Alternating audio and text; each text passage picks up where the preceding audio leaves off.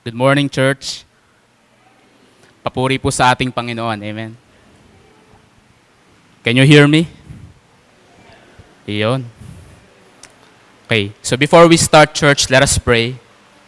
Let's pray. Heavenly Father, we come here, Lord, to know you and Jesus Christ, whom you have sent. And we pray, Holy Spirit, na maintindihan namin ang salita mo within our hearts. And I pray, Lord, that your word will do the work in us. The work na hindi kayang gawin ng tao, but only you can do.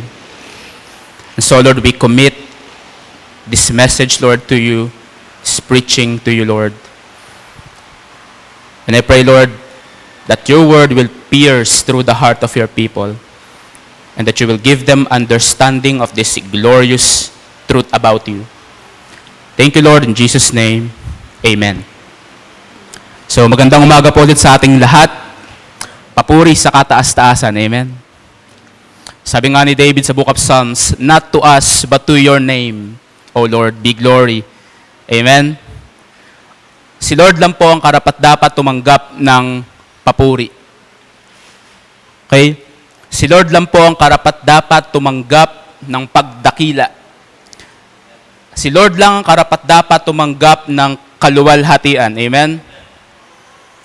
Not to us, but only to Him. And therefore, it is so wonderful to think about, mga kapatid, that such a glorious being, si Lord, so glorious, so majestic, and yet, inihahayag niya ang kanyang sarili sa atin. Isn't it wonderful?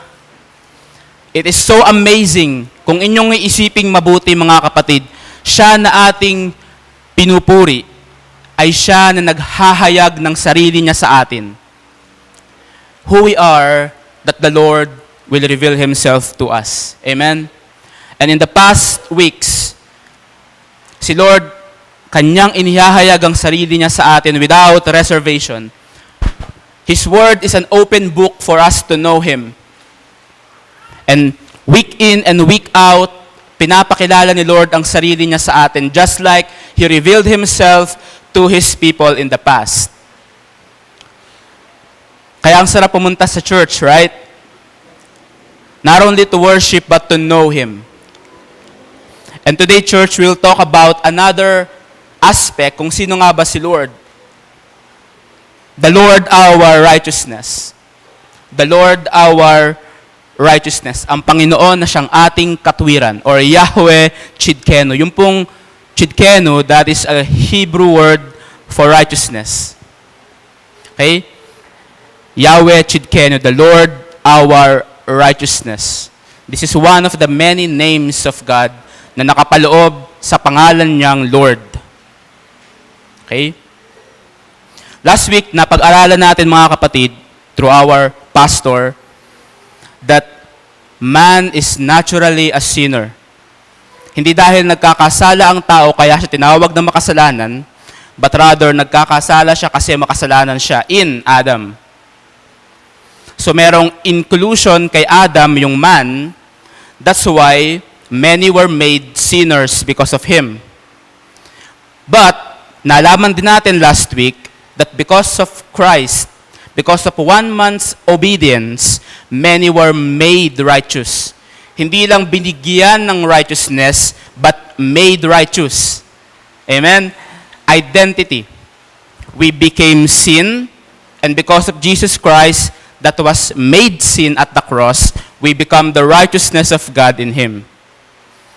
Kaya we can now say with confidence that we are the righteousness of God. Tayo ang katwiran ng Diyos, si Kristo ang ating katwiran. Amen? Amen, church? Now, let's go with this. Si Apostle Paul, ang kanya pong sinabi sa kanyang sulat sa mga taga-Roma, in the book of Romans, ang sabi ni Paul, the law and the prophets testify or bear witness about the righteousness of God.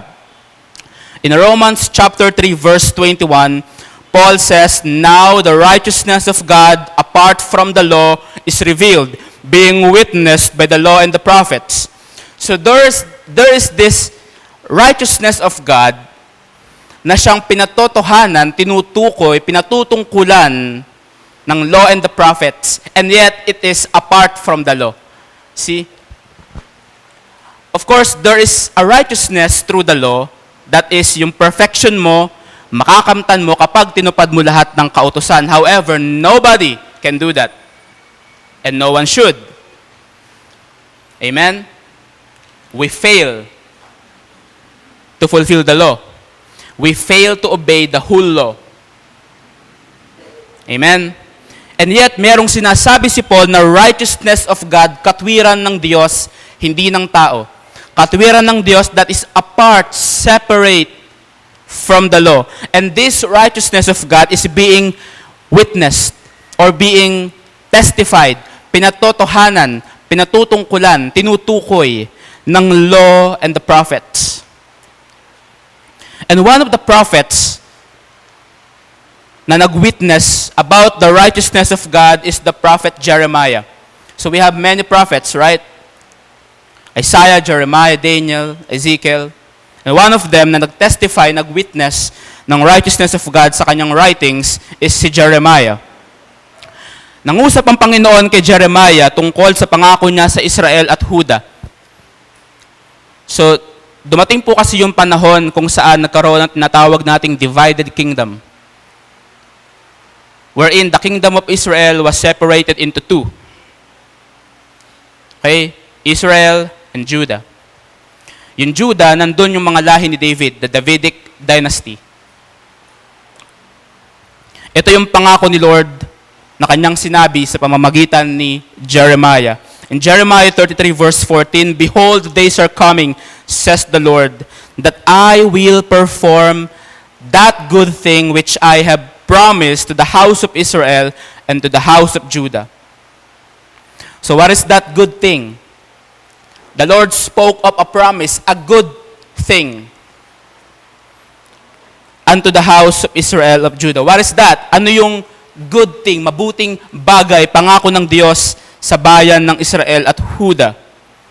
Jeremiah 33:15, "In those days and at that time, I will cause to grow up to David a branch of righteousness, and he shall execute judgment and righteousness in the earth." Okay? This promise was already spoken to the people of God through Jeremiah even before chapter 33. Kaya ang sabi ni Lord in verse 14, "I will perform that good thing." Kasi pinauna niya ng sinabi to in chapter 23. Ito yung sinabi ng Lord, the same promise na kanyang naire-echo in chapter 33 is the same promise that He spoke in Jeremiah 23. The Lord said, "Behold, the days are coming, says the Lord, that I will raise to David a branch of righteousness, a king, who shall reign and prosper and execute judgment and righteousness in the earth." So the Lord loves to remind His people about His promises. Amen?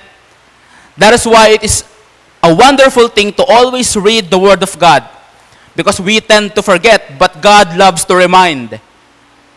Do you see how good our God is, that He wants to remind us of His promise? And now He is reminding us that He indeed has raised up a branch of righteousness from David. The Lord would cause, sabi ni Lord, "I will cause the branch of righteousness to spring forth from David." And that is why, nung in-announce ng angel yung tungkol sa birth ni Jesus Christ, ang sabi niya kay Jose is this, Matthew 1:20, "But while si Joseph, thought about these things," ano yung these things na nasa isip ni Moses, ni Joseph? Joseph wanted to be separate from Mary. Pero habang iniisip niya yon, the Lord through His angel appeared to him. Ito yung kanyang sinabi, "Joseph, son of David." So we will take note of this, Joseph, son of David, meaning Joseph came from the lineage of David. Okay? Lahi ni David si Jose. That's the point that we are getting through from this verse. Naisulat din ni Matthew yung genealogy ni Jesus Christ according to the flesh. When I say according to the flesh, dalawa po kasi yung gamit ng flesh sa scripture. One is yung carnality, yung sinfulness, and the other is physical. Okay, physical. So when we talk about flesh here, yun yung physical, according to physical lineage. So naisulat ni Matthew to. Matthew chapter 1 verse 1, the book of the genealogy of Jesus Christ, the son of David. Okay? And si Apostle Paul, nung siya ay sumulat sa mga taga-Roma, ganito yung kanyang greeting or salutation. Romans 1 verses 1 to 3, Paul, a bondservant of Jesus Christ, called to be an apostle, separated to the gospel of God, which he promised before through his prophets in the Holy Scriptures, concerning his Son, Jesus Christ our Lord, who was born of the seed of David, according to the flesh. So what's the point? The Lord said, I will cause to grow up to David a branch of righteousness, and this prophecy was fulfilled. Ito po ay naganap. Ito po ay natupad. Kailan? Nung ipinanganak si Jesus Christ dito sa earth. Ang katuparan ng sinabi ng Diyos kay Jeremiah na He will raise up a branch from David is this, the birth of Jesus Christ. Therefore, yung branch na tinutukoy dito is Jesus Christ. To put it simply. Now, when we survey the scripture, if we have a thorough survey ng scripture, it will lead us to conclude that the promised branch is the Lord Jesus Christ. Let us see. Okay? This branch of righteousness would spring forth from David according to the word of the Lord. And this branch ay may sinabi rin ng mga propeta tungkol sa branch na to bukod kay Jeremiah. Let us see. Isaiah 4:2, in that day the branch of the Lord shall be beautiful and glorious. Isaiah 11:1, there shall come forth a rod from the stem of Jesse. Yung stem ni Jesse, yung stem si David. Stem meaning a child, Jesse. Si Jesse, father of David. At ang sabi ng prophet, there shall come forth a rod from the stem of Jesse, a branch shall grow out of his roots. Zechariah 3:8, hear, O Joshua the high priest, you and your companions who sit before you, for they are a wondrous sign. For behold, I am bringing forth my servant, the branch. The servant of the Lord, the suffering servant spoken by Isaiah in chapter 53, the branch. The same person na tinutukoy ng Zechariah is this, the branch. Zechariah 6:12, behold the man whose name is the branch. See? So these are the testimonies of the scripture concerning the branch. And we see in the New Testament that the branch is the Lord Jesus Christ. Amen? Pag sinabi nating branch, it means a descendant or offspring. It is figurative, hindi po literal na sanga, but rather descendant or offspring. And pag sinabi nating branch of the Lord, it means a descendant from the Lord. That is why Jesus Christ is the Son of God. Because He is a descendant from the Lord. Okay, descendant from the Lord means Jesus Christ, the Son of God. Pag sinabi nating righteous branch of David, it means si Jesus ay descendant of David according to the flesh. That is why Jesus is the Son of Man. So when you read the Gospels, Matthew, Mark, Luke, and John, this is what that means. Son of God, Son of Man. This is what it means. Lumilinaw ba ang Scripture, church? Amen. Thank you, Lord. And now, ang sabi po ni Jeremiah, yung righteous branch that the Lord would cause to grow from David is our righteousness. How do we know? Ito yung sinabi ng Panginoon, Jeremiah 33 verse 16, in those days Judah will be saved, and Jerusalem will dwell safely, and this is the name by which he will be called, the Lord our righteousness. Okay? In Jeremiah 23:6, the same promise, ito yon. In his days, okay, Judah will be saved and Israel will dwell safely. Now this is his name by which he will be called. What is the name? The Lord our righteousness. The rendering in Hebrew is Yahweh Chidkenu. The Lord our righteousness. And the Lord made it absolutely clear that this is his name by which he shall be called. His name is what? The Lord our righteousness. Amen? Our righteousness. So the branch of righteousness is our righteousness. For he will be called the Lord our righteousness. Amen? Christ is the end of the law and he is the Lord our righteousness. Okay? In Romans 10:4, ang sabi ni Apostle Paul, for Christ is the end of the law for righteousness to everyone who believes. Ano ibig sabihin niyan? Si Christ yung pinatutungkulan ng batas. Ang kinauuwian ng batas at ng mga propeta is si Jesus Christ. And He is the Lord, our righteousness. In fact, after the resurrection of Jesus Christ, He stayed for a few days dito sa lupa, and then before siya mag-ascend sa langit, ang sabi niya sa mga apostol, nagturo siya. Right? At ang sabi niya, these are the things which testify of me, which are written in the book of the law, the prophets, and the Psalms. Okay? Christ is the end of the law. Okay? Meaning, siya yung kinauuwian ng batas, ang pinatutungkulan ng batas is si Jesus Christ. Kaya ang sabi niya, in John chapter 5, He said, Moses wrote about me. Ano ang sinulat ni Moses? The 5 books of the law. Genesis, Exodus, Numbers, Leviticus, Deuteronomy. The books of the law. And Jesus said, Moses wrote about me. Therefore, the law is about Jesus. Or to use yung words ni Paul, Christ is the end of the law. Amen? Romans 5:19, daanin natin to. By one man's disobedience, sino yung one man from last week? Adam. Because of his disobedience, many were made sinners. So also by one man's obedience, many will be made righteous. And we are now righteous because of the obedience of one man. Now, let's talk about the Lord Jesus Christ, the Lord our righteousness. Are you ready, church? All right, let's go. So, ano nga ba yung gagawin ni Jesus Christ bilang righteous branch ayon doon sa sinabi ng Diyos kay Jeremiah? Okay, ano yung kanyang gagawin? Here it is. Jeremiah 33:15. He shall execute judgment and righteousness in the earth. So church, I want you to follow the text. Alright? I want your attention, your focus.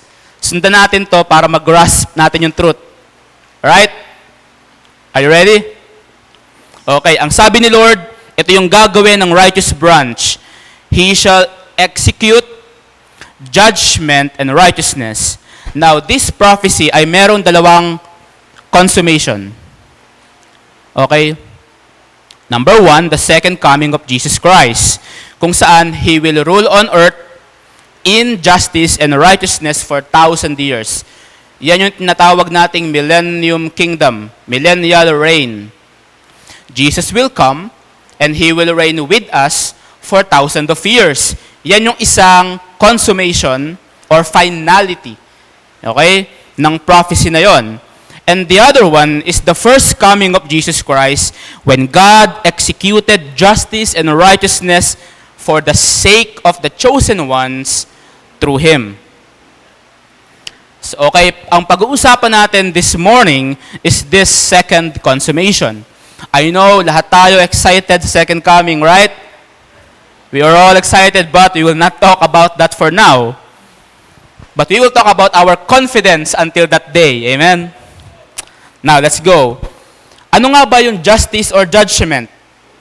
Pag sinabi nating justice, katarungan, or judgment, hatol, is the pronouncement or of a verdict based on the divine law. When we say pronouncement, it is a statement, a sentence, a declaration. Okay? A justice or a judgment is a sentence, a pronouncement, a declaration. It is a verdict, if you will, and it is based on the divine law. The only basis of any just pronouncement is the divine law of God. Okay? The reason kung bakit sin is because God said it is sin. He is the standard. His laws are the standard. Now, example ng judgment or pronouncement of verdict. Romans 3:23, all have sinned and fall short of the glory of God.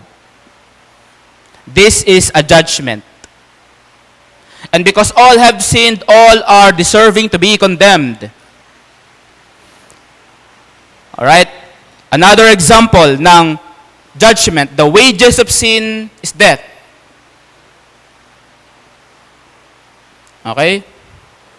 Ezekiel 18:20, the soul who sins shall die. That is a verdict based on the divine law of God. This is a judgment.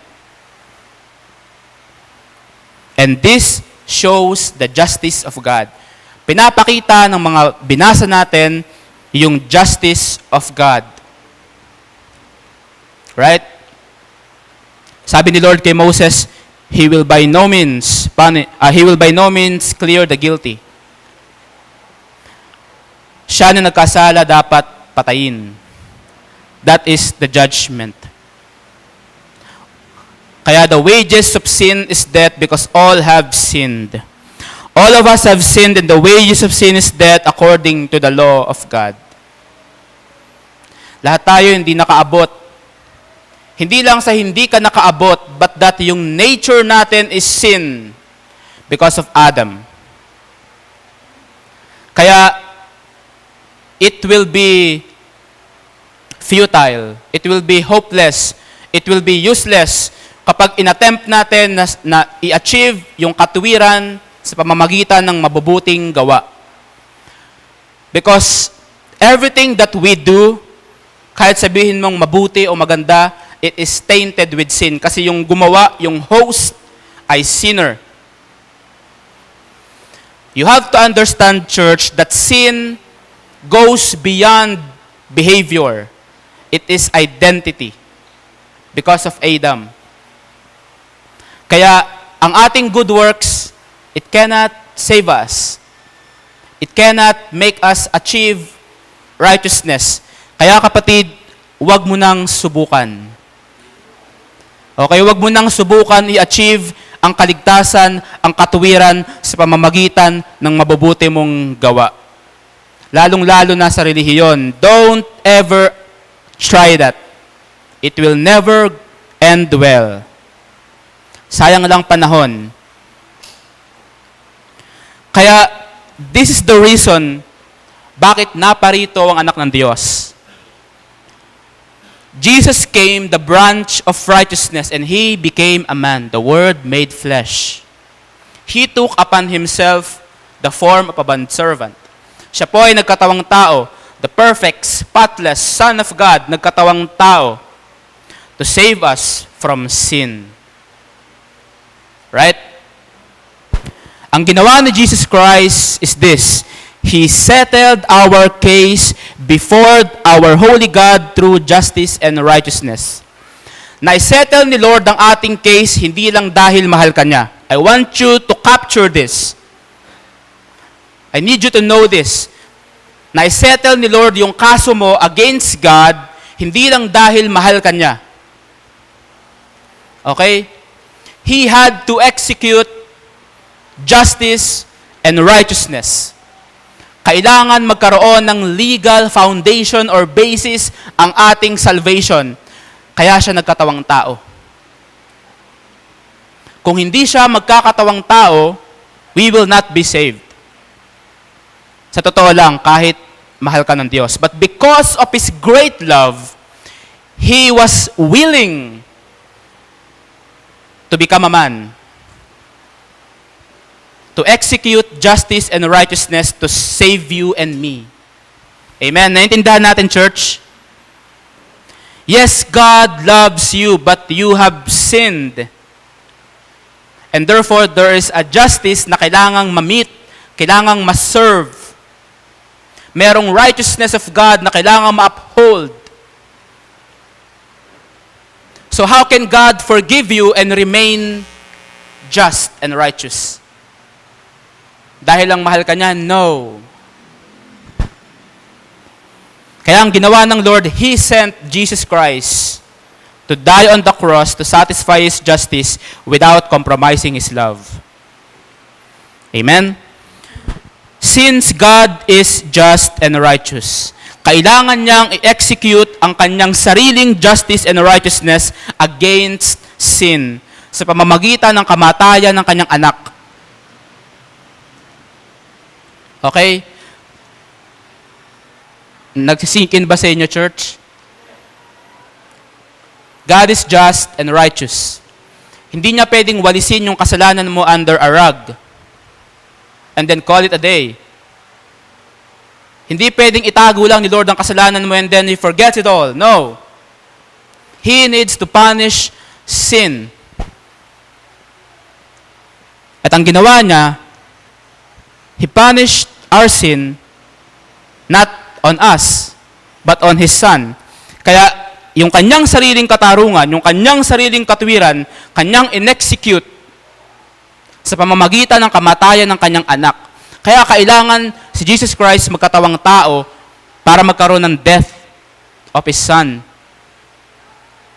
Okay? Romans 3:25, one of the most beautiful passages in the Scripture about the Gospel.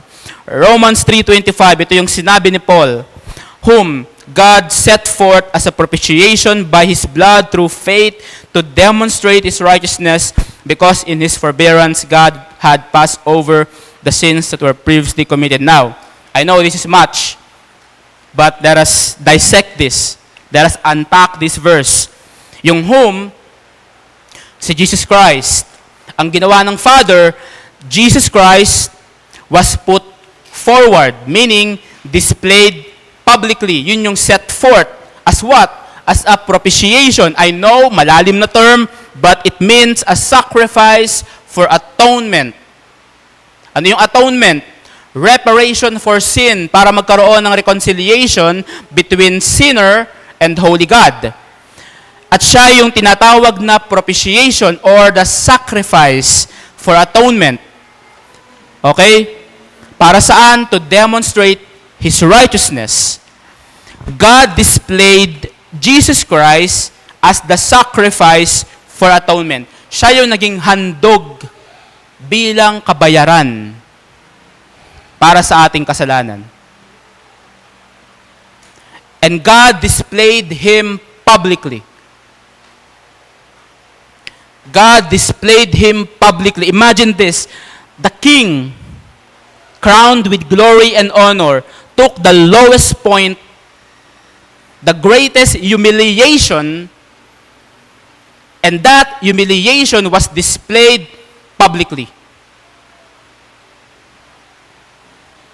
That is the definition of humility.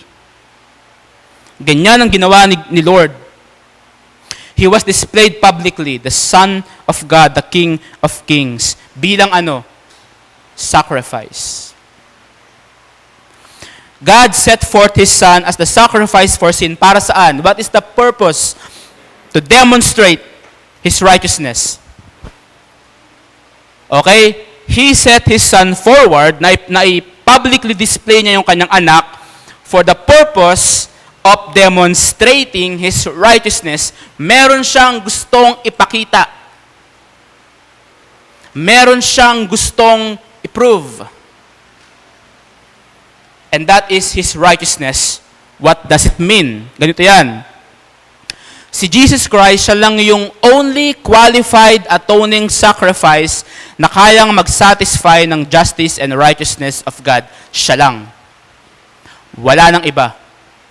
Kasi siya lang ang righteous. Siya lang ang righteous. Siya lang ang hindi nagkasala. Therefore, siya lang yung qualified. None of us qualifies.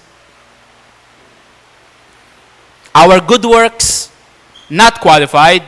Our religion, not qualified.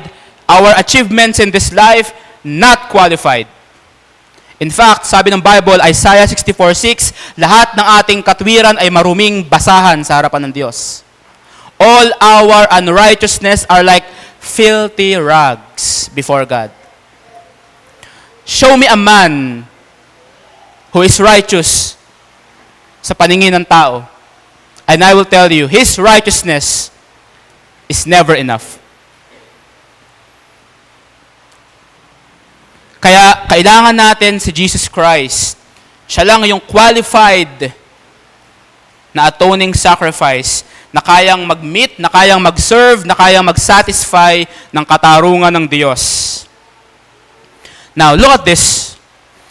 Have you ever wondered, hindi ba sumagi sa isip ninyo how the saints of old, yung saints in the past, before the cross, paano sila napatawad? Paano sila natawag na righteous? Samantalang nagkasala sila. What about Abraham na nagkasala? What about Moses na nagkasala? What about David na matindi ang naging kasalanan? And yet, they were forgiven. They were called righteous. Paano sila napatawad? Wala pang cross. So some might argue, napatawad si David. Therefore, God is not just. Hindi makatarungan ng Diyos. Pinatawad niya yung makasalanan eh. Di ba? Because it is wrong for God na patawarin ang kasalanan without justice. It would be wrong. Pero paano sila napatawad? Paano napatawad yung mga chosen ones before the cross? That's the question that we will answer today. Romans 3:25, ito yung nangyari. Because in His forbearance, ano yung forbearance? Patience, long-suffering. In His forbearance, God had passed over the sins that were previously committed.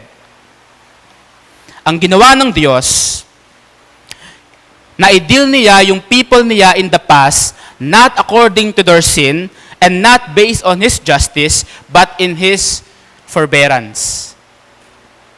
Okay? Naintindihan natin, church? He passed over their sins habang ine-exercise ang kanyang patience, yung kanyang long-suffering. Okay? Passover meaning the Lord made an exemption for a while for them. So in God's forbearance or patience or long-suffering, He passed over the sins that were previously committed. The sins of Abraham, the sins of Adam, the sins of Moses and David, the sins of the prophets, lahat yon. They were the sins that were previously committed. And the Lord passed over them in His forbearance. Ang pinairal ng Diyos is His patience, His long-suffering. Hindi niya nineglect ang kanyang justice. Alright? This does not make God unrighteous or unjust. Rather, ipinapakita lang nito how much mercy and patience God has towards His chosen ones. Kaya ang laging prayer ni David, pagbabasahin mo yung Book of Psalms, Lord, deal with me according to your mercy. Okay?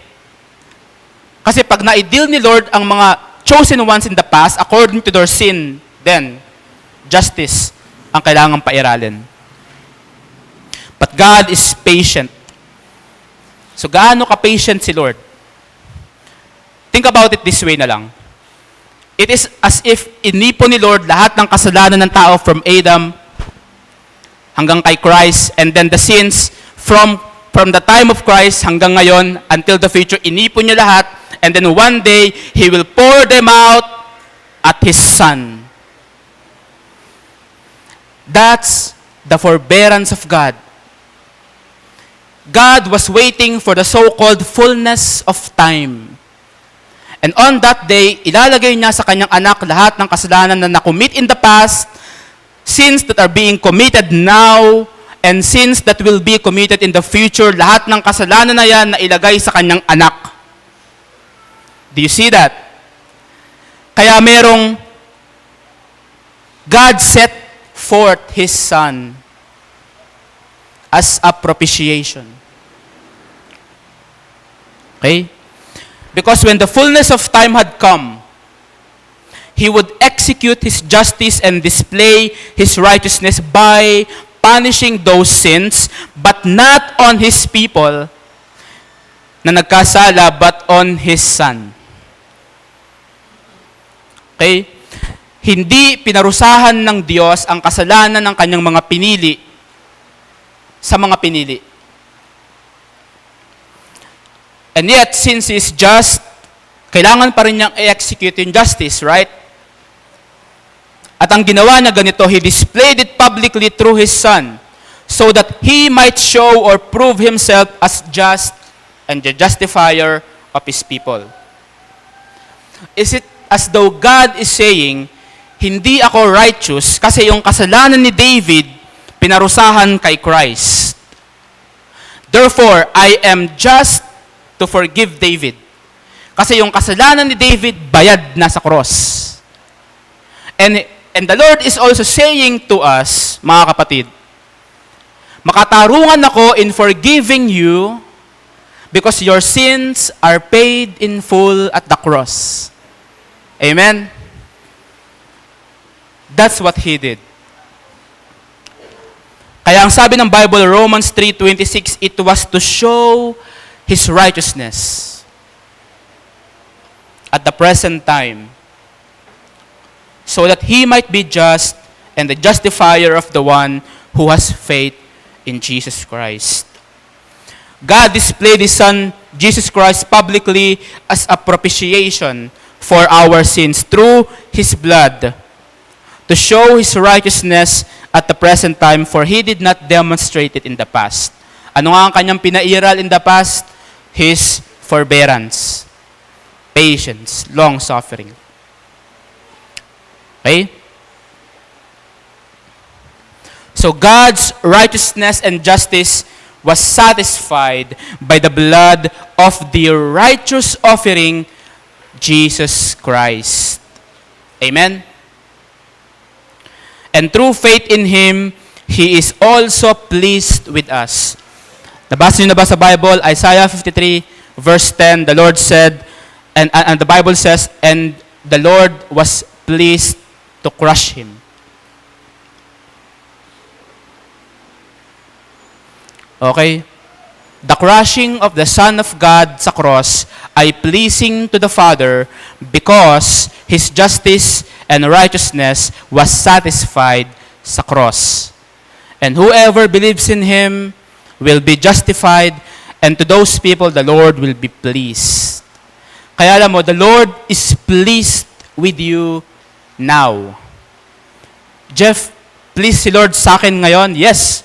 How do I know that? Because of Jesus Christ. Because you are in Christ. God looks at you as if He is looking at His Son.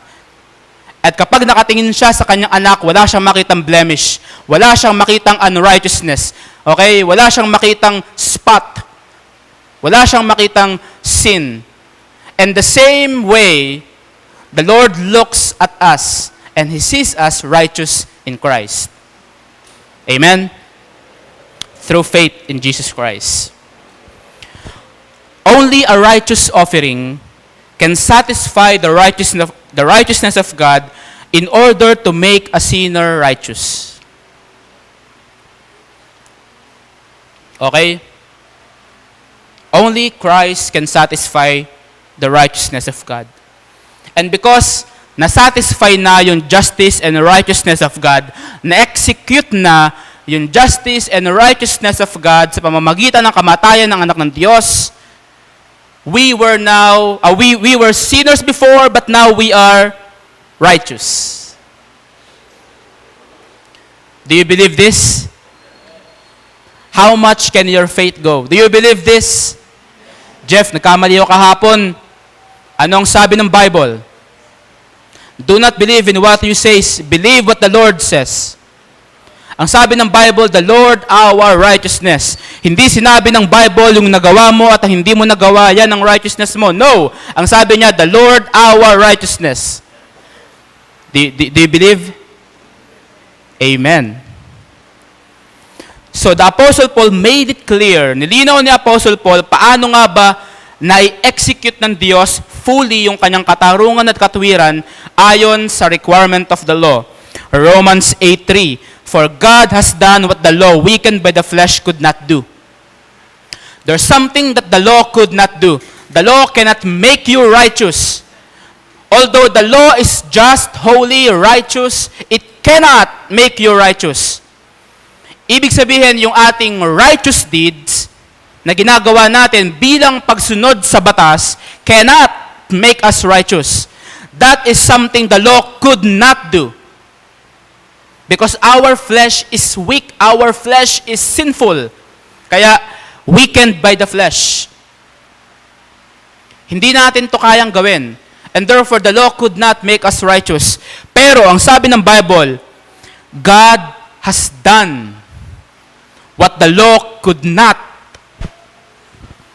Okay? In other translation, what the law could not do, God did. Ang hindi kayang gawin ng batas, ano yon?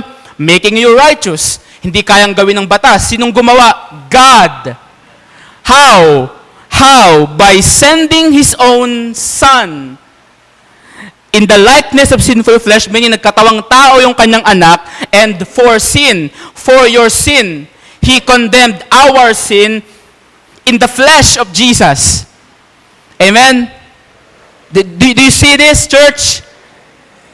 Ito yung ginawa ng Diyos. Ito yung hindi kayang gawin ng batas, pero ginawa ng Diyos by sending His Son, and on His Son, all your sins were punished. Inilagay sa Kanya lahat ng kasalanan mo. Isaiah chapter 53, ang sabi ng Diyos, and the Lord has laid on Him the iniquity of us all. Every sin that you and I have ever committed, nilagay sa cross. Nilagay kay Jesus Christ. Lahat. Kuya Jeff, malaki, maliit. Yes, lahat. Name it. All of your sins condemned in the flesh of Jesus Christ. We deserve to be condemned, and yet we were not condemned. Because the grand plan of God is this: I will send my Son to save my people. And His people includes you, all of you. Amen? Hallelujah. He condemned our sin. He condemned our sin, church. Our sin. In the flesh of Jesus Christ. Do you have any idea how glorious the Lord Jesus Christ is? And yet, sa Kanya nilagay lahat ng karumihan nating lahat. Alam mo yung kinagagalitan mo na kasalanan ng iba? That kind of sin was put to Christ.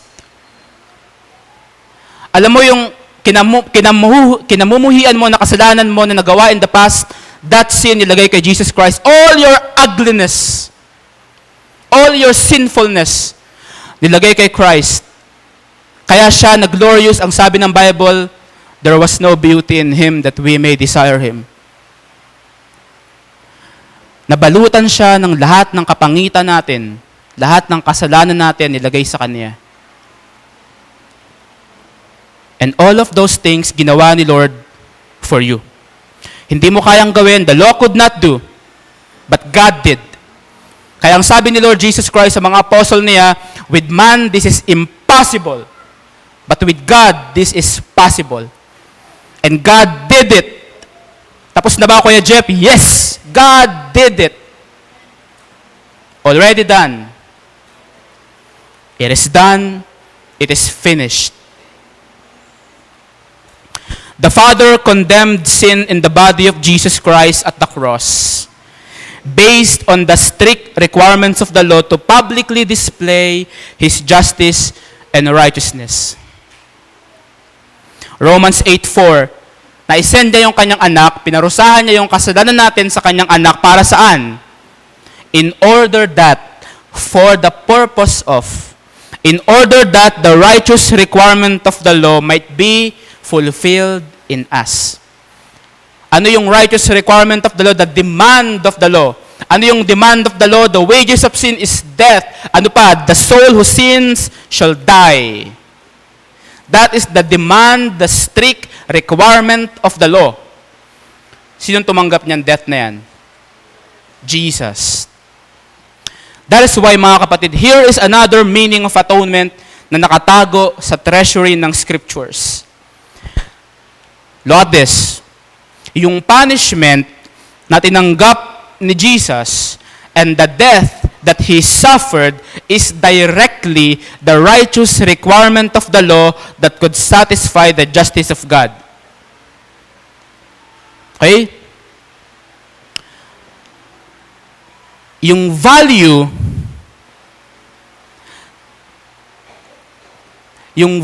mga kapatid, ng ginawa ni Jesus Christ is this. At yung weight ng sin mo, dito mo makikita. Kasi yung mismong tinanggap ni Jesus na punishment and the death that He suffered, yun mismo yung demand ng law. The wages of sin is death. Yung death na yon means the death of His Son, or equivalent to the death of His Son. Okay? Someone that is greatest should die para lang masatisfy yung justice of God. Okay? That's why Jesus had to die. Hindi pwedeng ang mamatay lang ay propeta or governor or king. Hindi pwede. They will never be enough. Ang kailangang mamatay ay righteous, perfect in every way, walang kasalanan, valuable, worthy. Siya yung kailangang mamatay para lang masatisfy yung hinihingi ng kautusan na death. Ang kabayaran ng kasalanan ay kamatayan. That death is the requirement of the law na tinanggap ni Jesus Christ para masatisfy ang katarungan ng Diyos. Are you following, church? So God the Father and the Son did all the legal work.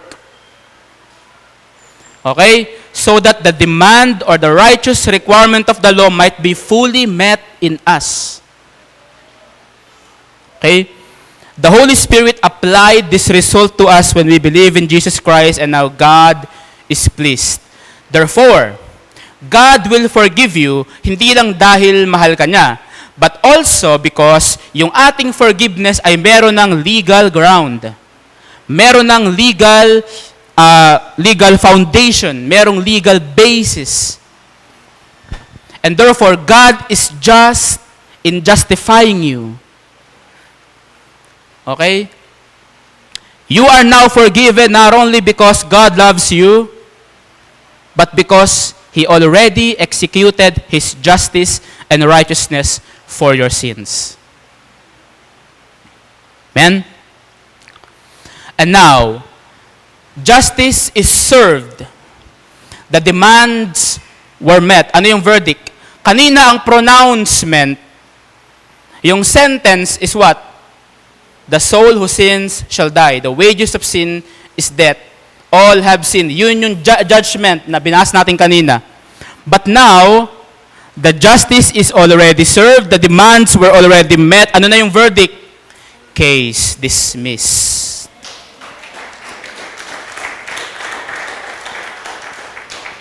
Lahat ng kaso mo, may sumagot na. Alam mo, ito maganda, no? Nobody prayed, Lord, baba ka dito, represent mo ako sa cross. Nobody prayed like that. And yet, the Lord did willingly. Wala kang kamalay-malay. While you were still sinner, Christ died for you. See? This is the gospel of Jesus Christ. Again, sabi mo sa katabi mo, your case is dismissed. O, di ba? Eh, di masaya kayo lahat. Amen? Di ba? Imagine the joy of a prisoner na finally lumaya. Okay, we were once sold under sin. We were once in a prison of sin, a prisoner of sin. But now we are free. Amen. We are free. Our case is dismissed. Kasi siya na holy God, siya na just judge, siya na dapat na humatol sa atin, siya dapat ang hahatol sa atin, right? Siya lang ang may karapatan na humatol sa atin. Pero dahil sa ginawa ng kanyang anak, hindi niya tayo hahatulan kasi hinatulan na niya ang kanyang anak, ang hatol niya sa atin ay ganito, justified. Okay? We are justified. And alam mo ba, nung dinismiss ni Lord yung kaso mo, hindi siya malungkot. Nung na-dismiss ni Lord ang kaso mo, that was a joyful declaration, this man is forgiven, declared righteous and holy. Amen? Hallelujah. Hindi malungkot si Lord nung dineklara ka na righteous. No. He is so joyful. He is so pleased. And now my child is mine. Amen? So having our case dismissed means that God can now pronounce us not guilty or justified. And in doing this, pinakita ni Lord ang sarili niya na makatarungan, and yet at the same time, He is the justifier of those who have faith in Jesus Christ. Romans 5:1, therefore, since we have been justified by faith, we have been, what does it mean, we have been? Okay? It has a continuous, perpetual effect. It is forever. It is here to eternity. Kapag si Lord nag-verdict, I want you to know this. Kapag si Lord nag-verdict, bilang siya ay judge, bilang siya ay just judge, kapag siya nag-verdict, it will never change. It will never change. So kung dineklara niya, case dismissed, wala nang dapat pag-usapan pa. All that's left is celebration. Amen? Now, bakit napakaganda ng New Covenant under grace? Hebrews 8:10, the Lord speaks of a covenant. Sinabi ng author ng Hebrews, this is the new covenant that I will make with the house of Israel after those days, declares the Lord. The new covenant is this, I will put my laws in their minds and write them on their hearts, and I will be their God, and they shall be my people. God would do a miracle for His people. Ano yung miracle? The miracle of the new birth. The miracle of regeneration. Wherein tayo napatay sa kasalanan, bubuhayin ng Diyos. Okay? At sa pagbuhay niya sa atin, ganito yung kanyang ginawa. I will put my laws into their minds and write them on their hearts, no longer on the tablets of stone. No longer on the tablets of stones. And I will be their God, and they shall be my people. So when God made us His righteousness in Christ, binigay niya sa atin ang kanyang spirit upang ilagay sa ating isip at puso yung kautusan. Okay? So paano natin nasusunod yung kautusan? By some rules and regulation ba? No. By the fruit of the Holy Spirit. Kaya ang sabi ni Paul, against such things there is no law. Okay? And now we can live in justice and righteousness. Ezekiel 36:26, sabi ni Lord sa bayan niya, sa atin, I will give you a new heart, and a new spirit I will put within you. And I will remove the heart of stone from your flesh and give you a heart of flesh. I will put my spirit within you and cause you to walk. Okay? Similar to nung binasa natin sa Hebrews chapter 8. Okay? Nung nilagay ni Lord yung kanyang kautusan sa ating mind and heart, yung prophecy na binanggit ng author ng Hebrews at sa Ezekiel 36 ay na-fulfill sa atin.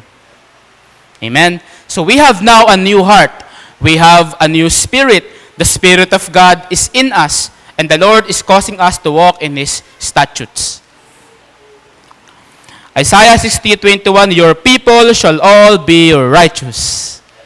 This is non-negotiable. Pag sinabi ng Lord, my people shall all be righteous, then they shall all be righteous through the Lord Jesus Christ, our Lord, our righteousness. And now, mga kapatid, we shall all know the Lord. Many of us may be struggling. I want to know the Lord. Lord, anong gagawin ko? Yan. Yan na naman ikaw. Anong gagawin ko, Lord? Sometimes we look to ourselves and we just, nadidisappoint tayo sa sarili natin kasi you're thinking, tagal ko na pero hindi ko pa rin kilala si Lord. You know why? You're forgetting something. Meron ka kasi nakakalimutan kaya minsan you're struggling to open your Bible, to know the Lord. Sometimes it's hard for you to pray kasi you are forgetting something. Hindi ka makapag-worship, di mo maitaas yung kamay mo, di ka makaluhod because you're forgetting something. But if you will only remember this thing, you will know the Lord. Ito yung pangako ng Panginoon. Hebrews 8:11. They shall not teach each one his neighbor and each one his brother, saying, know the Lord. For they shall all know me from the least of them to the greatest. So sabi ni Lord, hindi na kailangan may magturo pa sa inyo, hey, kilalanin mo ang Panginoon, because all shall know me. Pause for a moment. It does not mean na hindi mo kailangan ng cell leader, alright? Let's get this right. Okay, the Lord is saying na mag-create siya sa atin ng heart na may desire to know Him. That's the point. Baka iba sa inyo, di na pala kailangan magturo. Bala na kayo, disciples. No. Alright? The Lord promises, they shall all know me. Lahat ay makikilala ako. Why? Dahil ba may papaskil si Lord dyan, I am the Lord. Dahil ba yon? Dahil ba doon? Di. Okay? So the Lord na siyang ating makikilala is si Yahweh Chidkenu, the Lord our righteousness, ang Panginoon na siyang ating katuwiran. Siya yung makikilala natin. Okay, now what is the reason bakit mo siya makikilala? Look at this. For they shall all know me for. Lahat makikilala ako sapagkat dahil. Anong sabi ni Lord? For I will be merciful to their unrighteousness, and their sins and their lawless deeds I will remember no more. This is the reason kung bakit mo siya makikilala. Therefore, you will know Him in His forgiveness. You will know Him in His justification of you. You will know Him in making you righteous. You will know Him in loving you. Okay? You will know Him at the cross. You will know Him sa pamamagitan ng ginawa ni Jesus Christ for you. Okay? Nung sinabi ng Lord, I will be merciful sa kanilang mga pagsalansang, that means, in His mercy towards us, na i-condemn niya yung kanyang anak for our righteousness. That's what we call mercy. Because what we deserve, the Lord did not give to us. Anong deserve natin? Death, condemnation, judgment. Tama? We deserve all those things. Pero hindi binigay sa atin ng Lord. Okay? What we deserve, ang sumalo, si Jesus Christ. Kaya ang sabi ni Lord, I will be merciful to their unrighteousness. And since the justice was fully satisfied by the death of Jesus, naibigay ng Lord ang kanyang final verdict in favor of us, saying, their sins and their lawless deeds, I will remember no more. This is the final and irrevocable and unchanging verdict of God. Your sins, which are many, okay, they are now forgiven. At lahat ng lawless deeds mo, the Lord will remember no more. Ano ibig sabihin ng the Lord will remember no more? Does that mean hindi na wala sa isip ni Lord or hindi na wala sa knowledge niya? The Lord will remember your sins no more, meaning your sins hindi na kailangang i-bring up pa para i-condemn. Kasi na-condemn na sa cross. That's the point. The Lord will never remember your sins anymore. Hindi na hahatulan ni Lord yung kasalanan mo. Your sins, kapatid. Basahin mo yan bukas, your sins, your lawless deeds, remember no more. Basahin mo sa sunod na buwan, ganyan pa rin yan. Because the word of the Lord is unchanging, the verdict of the Lord is final.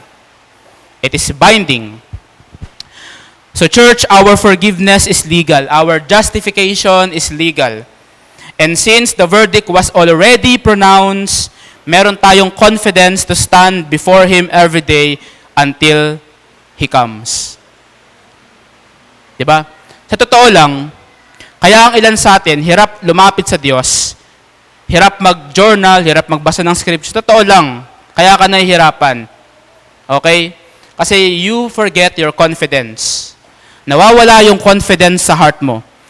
But the Lord is reminding you today, kung sino ka man na nag-struggle, the Lord is reminding you today, your sins and your lawless deeds, He will remember no more. Okay? So come freely. Come boldly to the throne of grace. Wala nang harang, kapatid. Huwag mo nang gawa ng harang. Tinanggal na ng Diyos ang harang. Huwag ka nang maging harang. Right? Pwede ba yon? Minsan yung harang, sarili mo lang eh. Di ba? Huwag mo nang gawing harang yung sarili mo. Tinanggal na nga ni Lord. So you can come with joy, with freedom sa kanyang harapan. Every single day hanggang siya'y dumating muli. We have confidence because the verdict is not temporary, but for eternity. Di ba?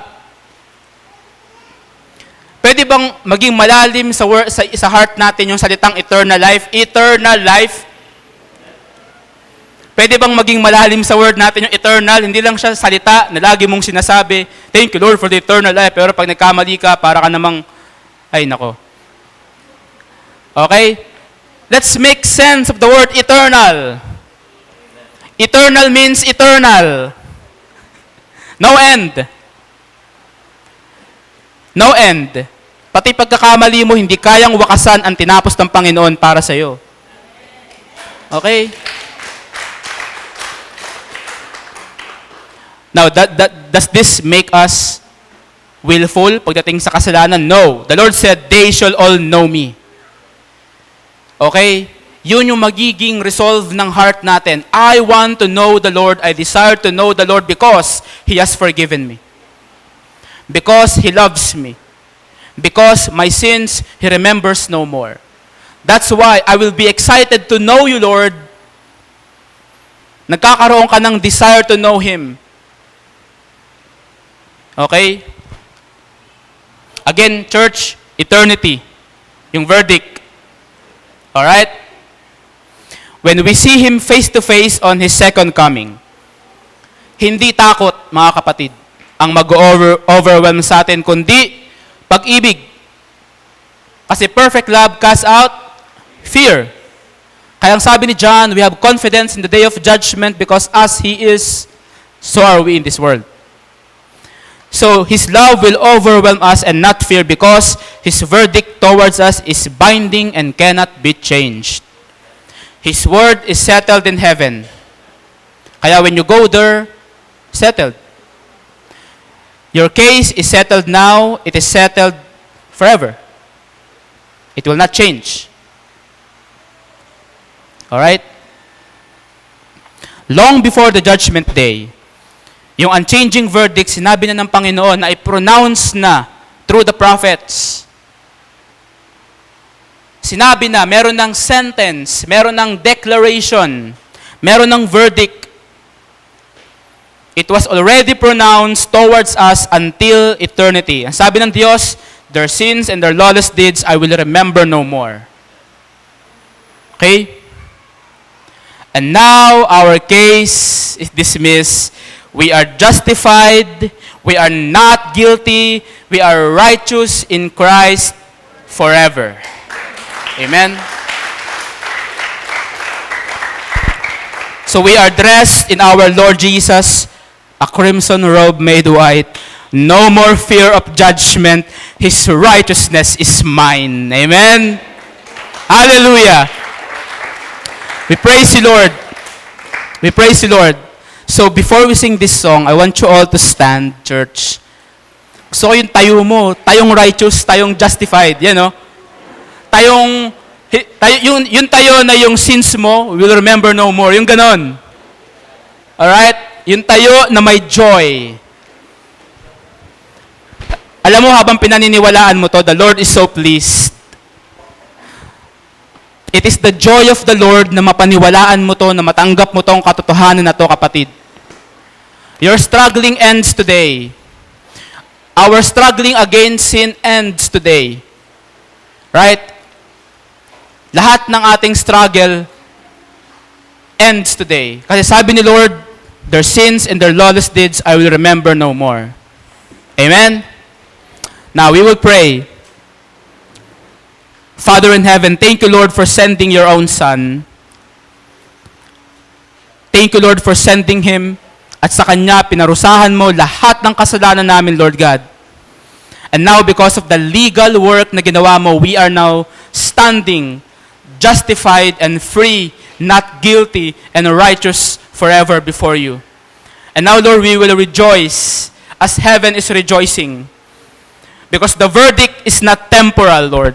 The verdict is eternal. Sinabi mo, Panginoon, their sins and their lawless deeds I will remember no more. And this is what we believe. This is what we believe. This is what we confess. That we are righteous through Jesus Christ. And that He is the Lord, our righteousness. Kaya Lord, itanim mo ng malalim, Panginoon, ang katotohanan na ito, Lord God, sa puso ng iyong mga anak, Lord. Itanim mo sa puso namin, Lord God. Ipaalam mo sa amin ngayon din, Panginoon, na kami pinatawad, na kami inaring ganap, na kami ginawang matuwid, ginawang banal sa harapan mo, Diyos. At ngayon, Lord, kami aawit ng may joy, ng may celebration, Lord God, rejoicing in your presence because of what you've done. Thank you, Father. Thank you, Lord Jesus Christ. And we will sing this song to you, Lord.